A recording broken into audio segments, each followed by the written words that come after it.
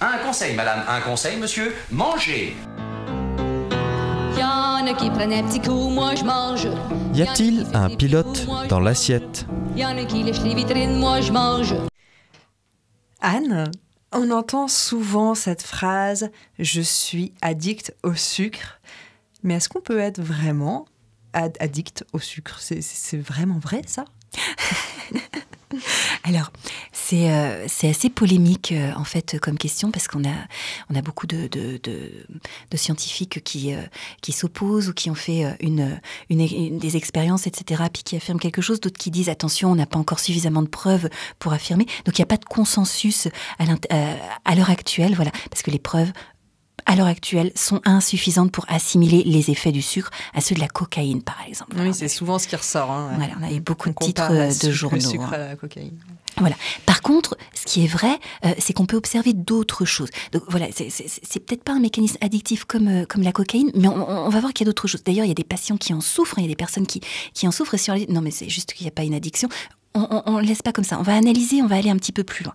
Alors déjà, qu'est-ce que c'est que la définition d'une addiction? Donc, je suis allée sur le site de Amélie et là, la définition, c'est que l'addiction, c'est une dépendance à une substance ou à une activité avec des conséquences qui vont être nuisibles à la santé. Donc, il précise que la dépendance, elle est caractérisée par un désir souvent puissant, une forme de compulsivité de consommer ou de pratiquer l'activité.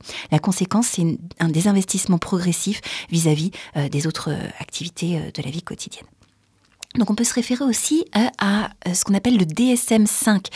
C'est le livre qui liste, c'est comme un dictionnaire des troubles psychiques, psychiatriques, et qui propose les critères diagnostiques pour dire, bah oui, effectivement, ça c'est bien une boulimie, ça c'est bien une anorexie, ça c'est bien une addiction, pardon, les mots. Il y a peut-être un truc pour expliquer d'où viennent mes trous au moment de parler à la radio.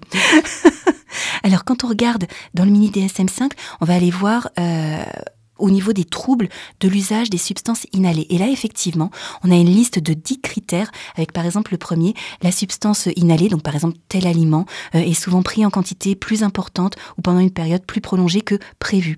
Le deuxième critère, c'est il y a un désir persistant ou des efforts infructueux pour diminuer ou contrôler l'usage de l'aliment, par exemple. Il y a un autre critère, le quatrième, qui dit il y a une envie impérieuse, ce qu'on appelle le craving, un fort désir ou un besoin pressant d'utiliser l'aliment en question. Voilà, on peut remplacer par sucre, on peut remplacer par chocolat, on peut remplacer par ce qu'on veut. Voilà. Donc si on répond positivement à tous ces critères, ça veut dire qu'on a vraiment une dépendance, une addiction au sucre. En tout cas, d'après la définition du mini DSM-5. Donc, ils expliquent que si on a 2 à 3 symptômes, on va diagnostiquer une dépendance légère. Si on a entre 4 et 5 symptômes, une addiction moyenne. Et si on a plus 6 symptômes ou plus, et ben là, on diagnostique une addiction grave. Donc, ça reste une définition, ça reste un diagnostic. Maintenant, manger un bon truc, du chocolat, des biscuits, du fromage, c'est sûr, ça libère de la dopamine. Donc, on est dans le circuit de la récompense au niveau du cerveau. Et un rappel avant tout, c'est normal et c'est vital de ressentir du plaisir à manger. C'est un mécanisme biologique d'incitation pour nous encourager à manger, donc à survivre. Donc, ça a été créé comme ça à la base. D'ailleurs, les produits gras et sucrés, ils sont plus récompensants parce qu'ils ont une meilleure densité énergétique. Donc, on a plus de plaisir à les manger. Aujourd'hui, l'hypothèse, c'est parce qu'effectivement, ils sont, c'était une manière de nous les faire plus rechercher aussi, vu qu'ils sont plus efficaces en termes d'apport énergétique. Alors, toujours en ce qui concerne les addictions, on va préciser qu'il y a des déterminants biologiques, mais aussi sociaux, autant que psychologiques. Les mécanismes dans une addiction, ils sont multiples. Par exemple, dans une addiction à la cigarette, la nicotine seule, elle suffit pas à déclencher l'état de dépendance chez le fumeur. Pas plus que la molécule d'alcool, elle va suffire chez la personne alcoolique.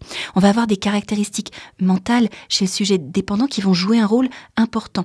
Ce sont des personnes qui sont souvent plus anxieuses, dépressives ou qui manquent plus souvent de confiance en elles que les personnes non addictives. Donc on a aussi des profils qui vont favoriser un rapport addictif aux choses.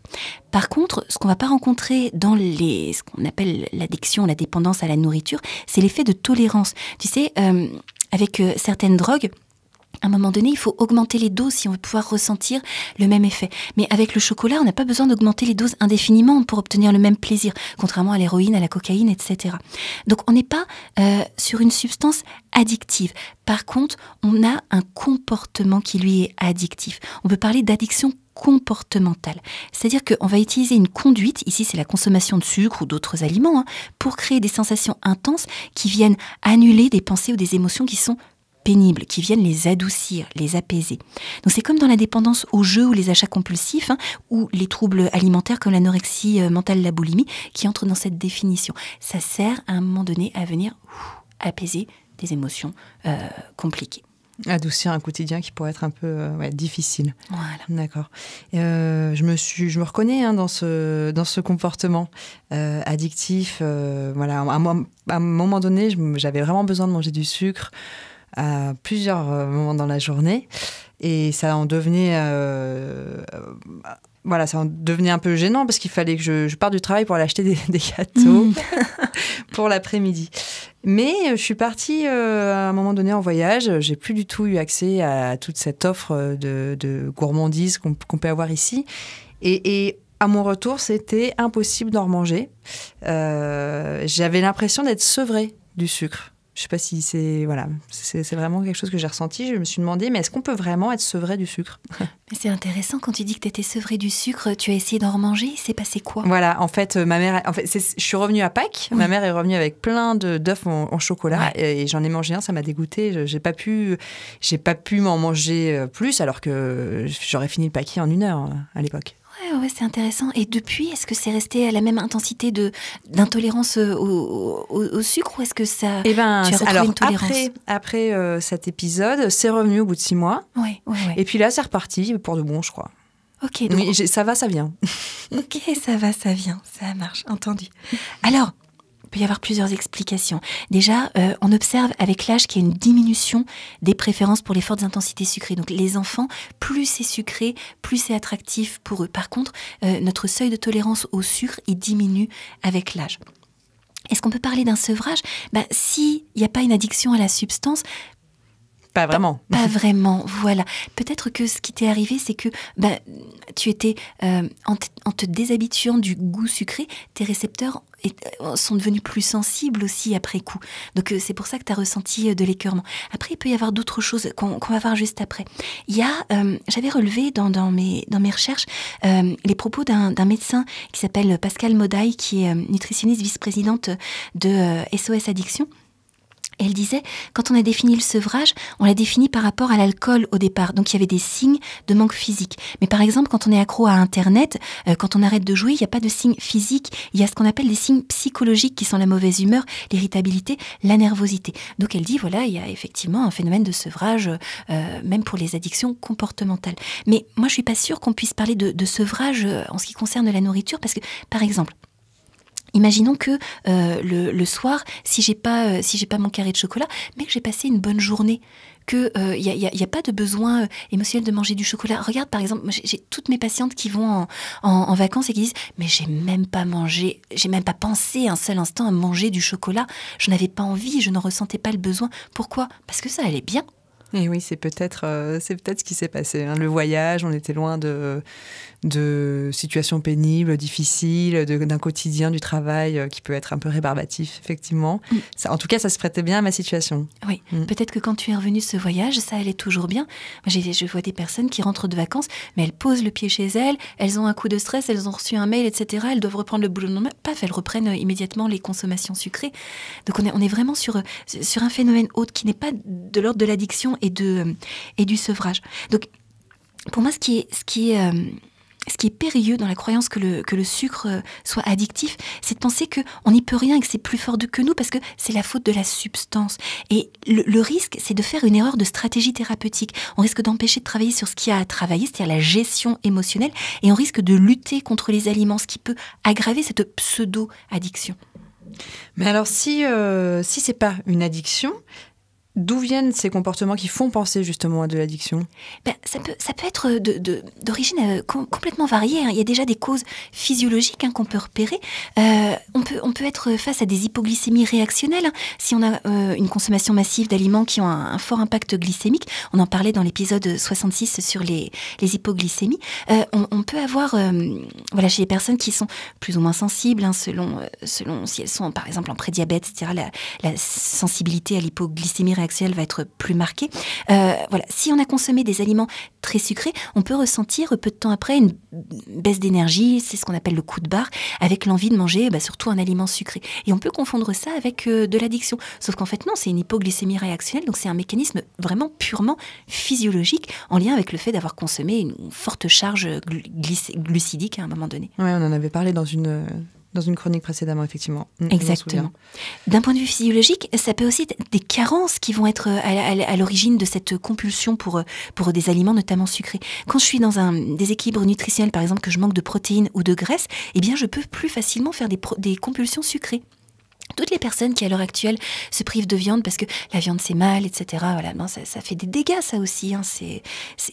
Tu vois, c'est toujours l'histoire d'être dans l'excès. Bon, c'est pas une chronique sur la viande. La problématique, c'est que si à un moment donné je manque de protéines, je vais être plus attirée par le sucre. Les personnes qui se remettent à manger de la viande ou plus de protéines animales, bizarrement, elles ont moins envie de sucre. Ah, ça peut être une façon de compenser alors.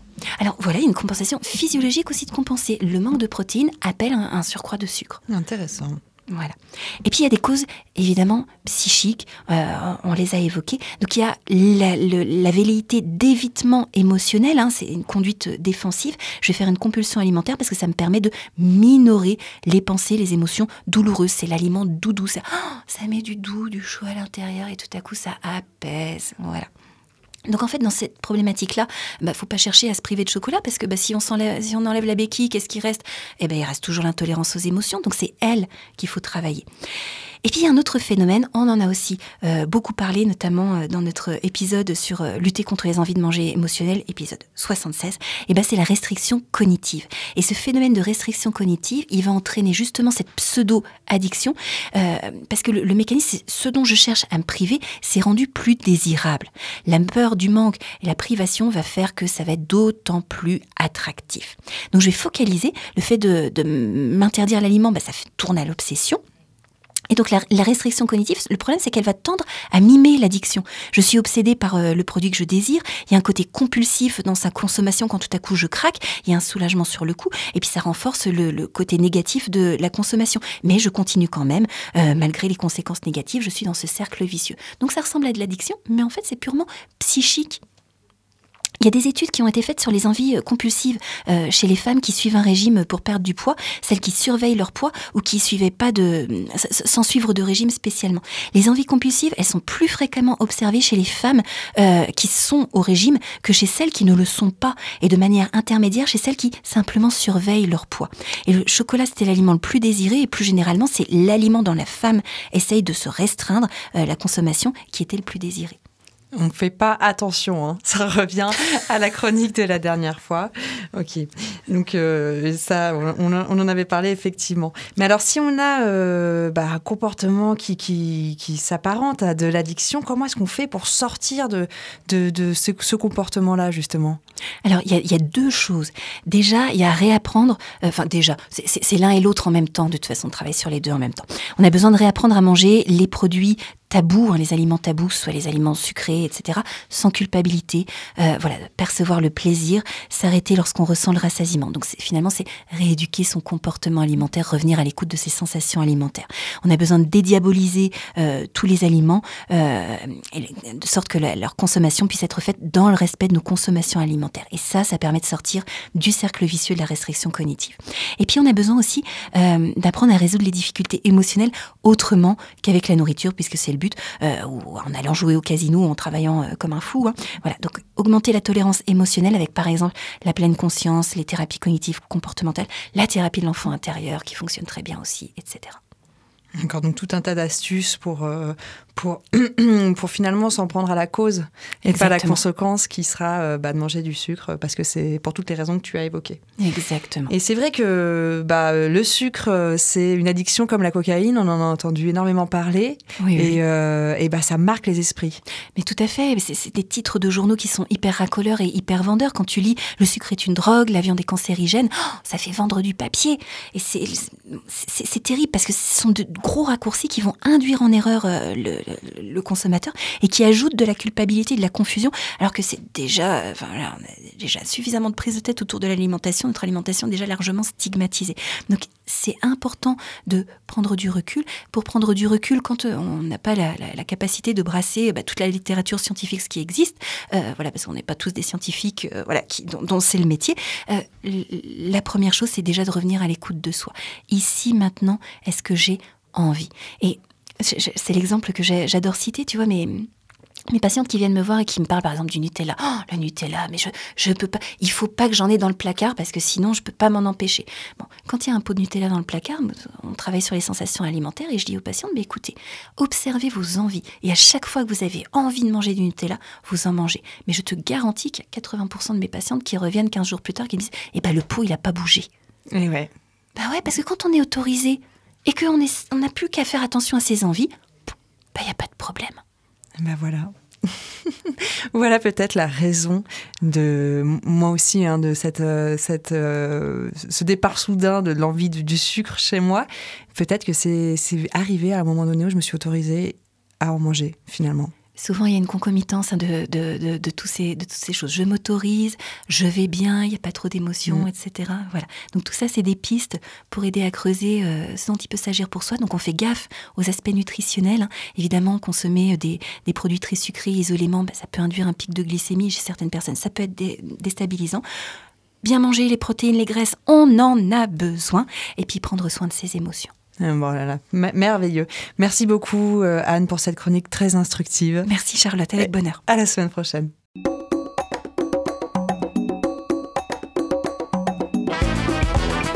Cette chronique vous a plu ? Alors participez-y en posant vos questions à Anne-Claude à l'adresse contact@radioalto.info.